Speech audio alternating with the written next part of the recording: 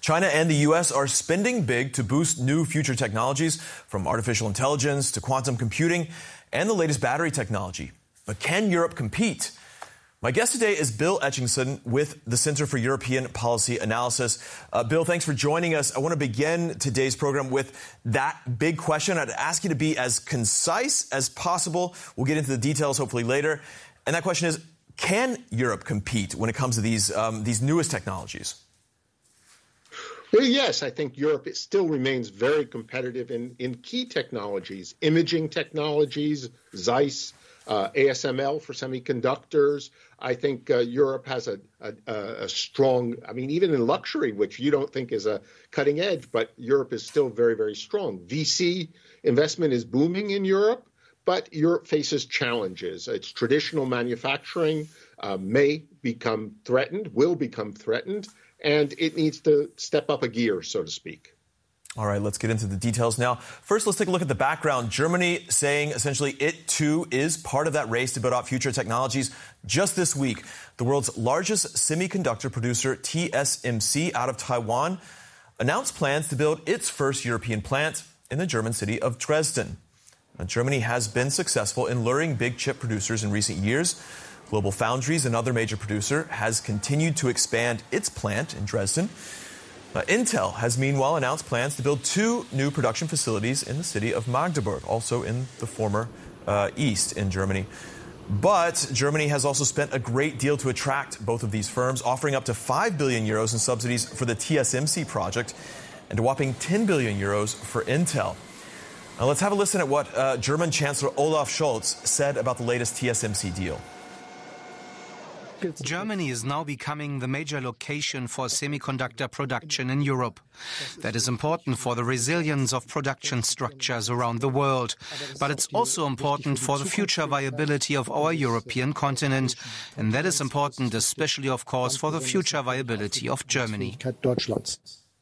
All right, back to my guest, Bill Etchingson with the Center for European Policy Analysis. Bill, there was another soundbite I thought about using. Robert Habeck, who is the economy minister here in Germany, saying, look, this shows that Germany is actually a very attractive place for investment. Is he right? Does this kind of investment from TSMC, from Intel, does it prove that Germany, Europe's largest economy, is indeed competitive for these kind of future technologies? I'm not sure it does. I think that it shows that Germany has deep pockets to be able to subsidize these investments. The 10 billion that Taiwan Semiconductor is spending, I think half of it is coming from the German taxpayer. So that's quite a big subsidy. Now, America is also subsidizing Taiwan Semiconductor and other investments. I think the jury is out of whether these are going to be good investments. On the one hand, I am encouraged that Taiwan Semiconductor will be building chips for the car industry, which is what Germany needs. On the other hand, these aren't the most advanced chips, and perhaps the money would be better spent in Germany on true German strengths rather than semiconductor manufacturing, things like imaging, Carl Zeiss, things like chemicals, which are used in the semiconductor process. And which really Germany and Europe have a lead in. The argument here is that this will create a hub for new business models. Obviously, the workers will come from Germany, from Europe. We'll see a flourishing of skills needed for these kind of plants, but also the value chain will move and grow within Europe. Isn't that a valid explanation when you talk about things like the chemical industry being able to build sort of baseline substances? Could we not see some of that flourishing? We've already seen it in Dresden, for example, becoming something of a hub for semiconductor production. I'm not sure. I really am not sure. I mean, this type of state intervention and state-led industrial policy isn't what made Germany rich. It traditionally has failed, and I think the jury is out on both the German investments, the European investments, and the U.S. investments in this field, whether it's really a wise use of money. I think that Germany really should build on its strengths. And the big question for the German economy, I think, is whether its car industry, so central to the German economy, can electrify and keep up. Obviously, it's a super strong industry, the future of Germany will, to a large extent, be determined economically by its success or failure. If these chips help them stay competitive, maybe it's a good idea. If they don't, it's probably a waste of money. We know that a big part of this is obviously for the security reasons of securing chip production here in Europe. There were so many concerns around the time of the pandemic as we saw chip production fall. The car industry heavily hit by that, actually. Production slowed. Production lines were actually frozen for a while because of the lack of chips. So we do hear this repeated mantra of this secures that supply. But are you suggesting there's some sort of illusory aspect to this of simply we offer you a bunch of money, you come over, but that it doesn't really create sort of roots in the actual sort of tech economy itself within a country that are native to that country? I mean, how should we understand that? Well, I think chips are obviously important, but I think there is an international division of labor in America. There's the software and the design capability that is really the strength. In Europe, there's really the imaging and chemicals that are the strength, and the actual putting them together, manufacturing, it's really Asia, which is ahead. And what I've heard from the investment in the United States is it's remains still much more expensive in the United States to make the actual chips. So Taiwan Semiconductor has been complaining. We'll see if these investments actually produce competitive chip-making facilities, but it's not a given that this is really the competitive advantage and that Europe would have. Nor would it necessarily secure more supply. I think the chips is a roller coaster supply and demand, and there was a oversupply and undersupply. And now we're back to a glut. So we'll see if this really is something that would lead Germany to become more digital. I think Germany needs more software. I think Germany needs more scaling of its impressive VC startups. And I think Germany needs a more positive attitude towards digital in general. I worked at Google. I can finish, but I worked at Google, and we brought out a project. Google brought out a project called Street View, and it was blocked in Europe, even though the consumers loved it. So I think the obsession with privacy and regulation may be more important than these state subsidies in making Germany competitive. I want to talk about its competitiveness in just a moment, but I want to ask you, you're talking about Germany playing to its strengths. This sounds like a strong argument that we would hear, especially before the pandemic, and a very sort of globalized argument, or an argument for globalization, that every country should focus on what it's strong at. But haven't the past few years taught us that in many cases these countries have to try and adapt and basically gain the same kinds of production, manufacturing for certain key industries? And definitely AI, quantum computing are being seen as these kind of technologies that the EU can't rely on the U.S. or China for. Is your argument not saying that basically this kind of globalized world of everyone needs to focus on what makes them best? Is that not the argument here? Is that not a little bit outdated based on what we've seen recently? I think you're right to say that globalization has become a dirty word in many ways. I'm not sure, though, it should be such a dirty word. I mean, if you look at chips, it's not these chips aren't coming from China. They're coming from Taiwan, a friend, a democracy, a natural ally. I think that, the strategic which could be taken over by China, and then the supply could be threatened, correct? Could be, yes. There's also Japan that's producing them. But you're right, they can be, you can argue that this we've argued in our papers at SIPA that there is a need for some government intervention to make sure that there is security of supply, and also to prevent China from getting ahead of the West. But on the other areas that you're talking about, I think, there really does need to be a reset in Europe. AI is coming up ahead with great steam, and a lot of the research is being done in Europe, and Europe has very strong AI engineers, but it's also going to be the first continent to put strong regulation before we really understand what the technology does or what the technology's dangers are. So I do think that type of overregulation does threaten the digital Europe to be able to remain competitive with the United States, Japan, and others. We've been talking a lot about competition, competitiveness, I should say, attractiveness. Germany has, in fact, been wringing its hands over just how competitive it is with other major economies. Some of that due to current events such as the war in Ukraine, others due to perhaps a lack of investment in the past. Let's take a look at some of those issues. For example, we know that Germany has among the highest electricity costs in Europe. We have a graphic here. It has the highest corporate tax rate in the EU and the highest of all G7 major economies. A recent report by the German Economic Institute also blamed, quote, excessive bureaucracy and an ailing infrastructure for putting off companies from investing in Germany. And as if all of that wasn't enough, the country is also facing a worker shortage, which is in the headlines here every single day. Now, all of that without even mentioning the slow rollout of broadband. I guess you could file that under digital infrastructure. Back to Bill, you wanted to say something. Yeah, no, I think that you've mentioned a lot of challenges facing Germany in particular, Europe in general.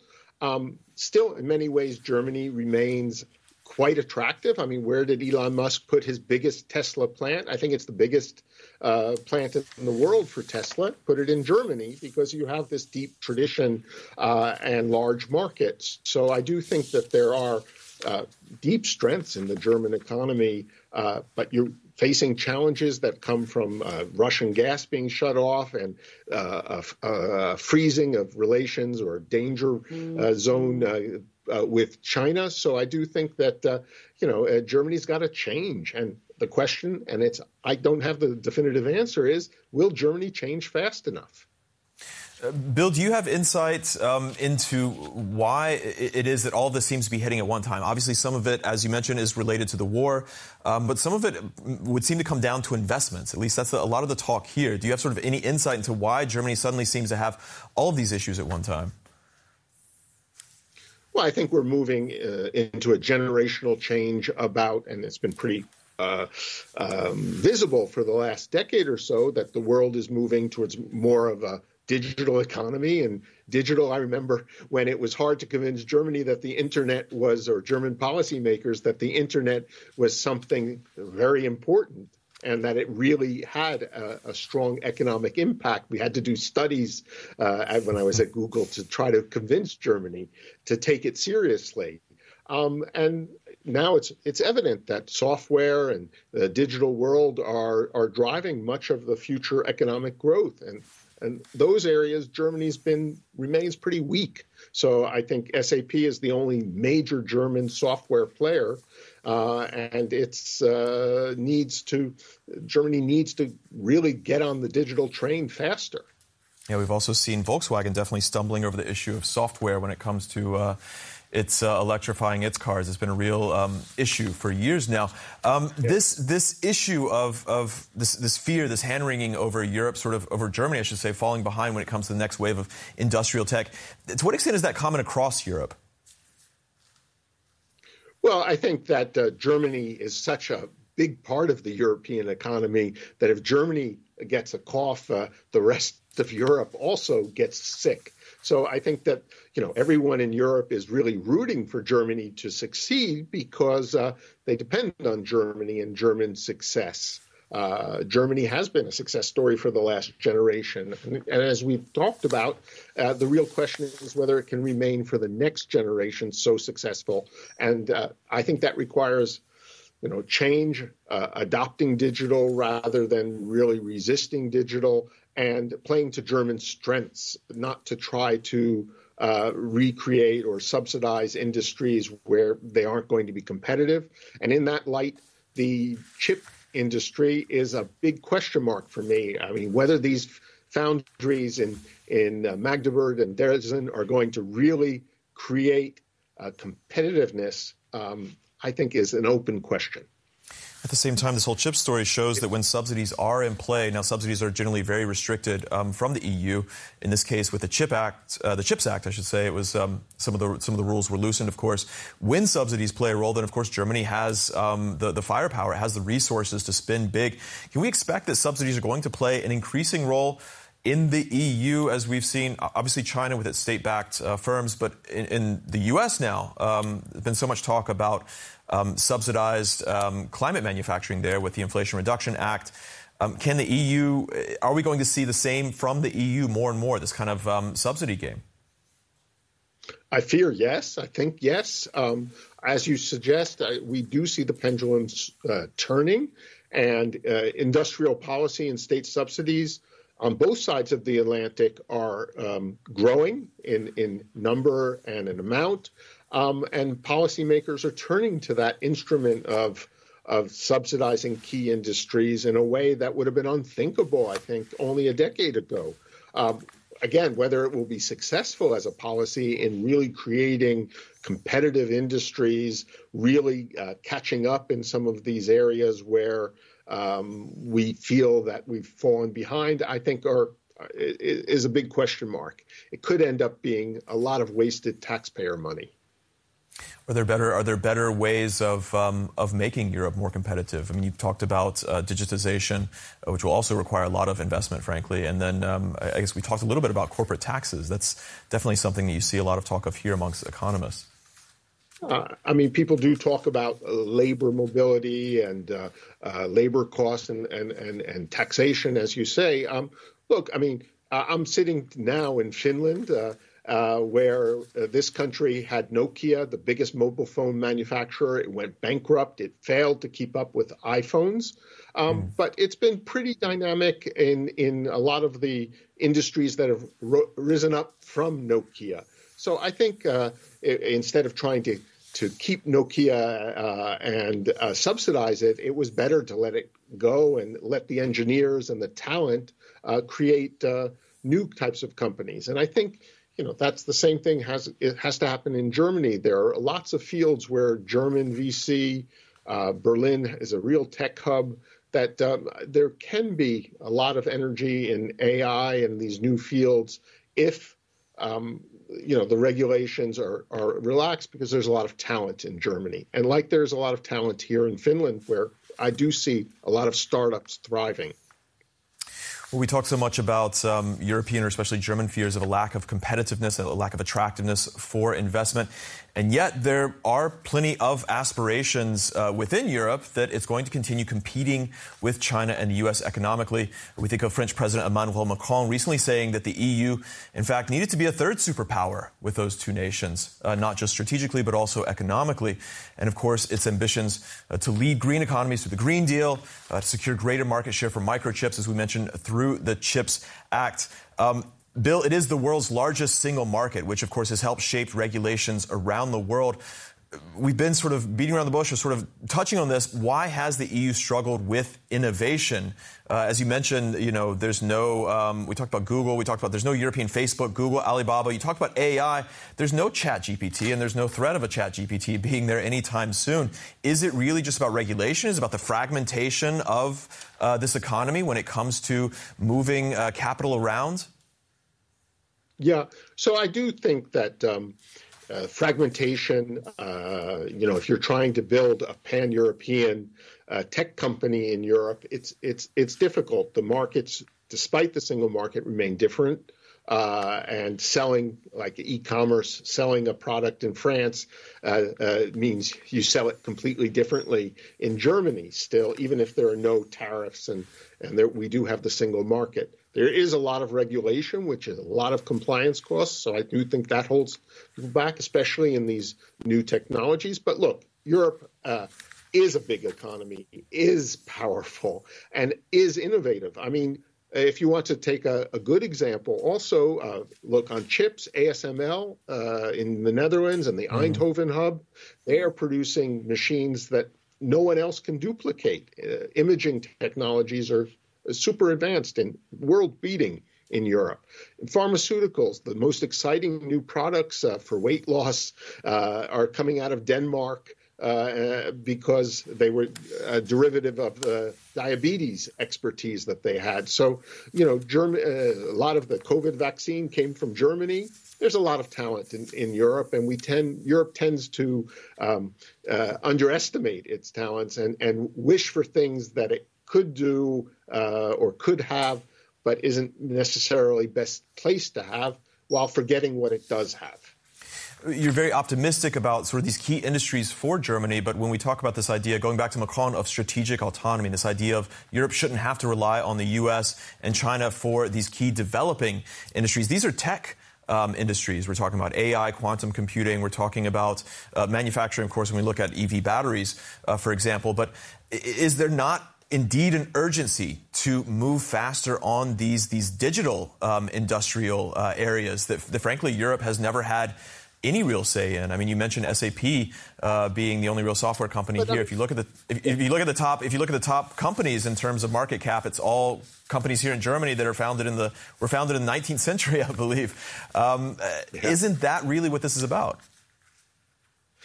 I think the French analysis is a little deformed. I mean, he talks about strategic autonomy, Macron. And the idea of, separating or dividing the transatlantic alliance. And I think that's a mistake. I mean, at the same time, I really admire a lot of what Emmanuel Macron has done in France. I mean, he set out to, further the digital transformation of France. And look, they have, I think it's up to 20 unicorns, companies with more than 1 billion in value. You talk about refurbishing your iPhone. That's a French company that's the leader in that type of business. I mean, there's really a lot of dynamism in France. I mean, he's one of the few also that, in Europe who's pushed for the gig economy to take stronger routes and go faster with, Uber and a lot of the replacements for taxis. I mean, those are the types of things that Germany needs as well to really encourage these unicorns. So, and to, I would say liberalize its labor market and allow these types of new industries to take flight. But there are strong European digital companies. I mean, it's owned now by an American company, but Booking.com is as strong as Airbnb. So in a lot of areas, I do think that Europe is doing better than it gives itself credit for, that it shouldn't be complacent. It shouldn't believe that, it can't do better, but we shouldn't be catastrophic about Europe. All right, we'll have to leave it there for now. A big thanks to Bill Etchikson with the Center for European Policy Analysis. And, of course, thanks to you, our viewer, for watching. Be sure to tell us what you think in the comments and check out more of our stuff in the business section of the DW News channel here on YouTube. I'm Stephen Beardsley in Berlin. Thanks for watching.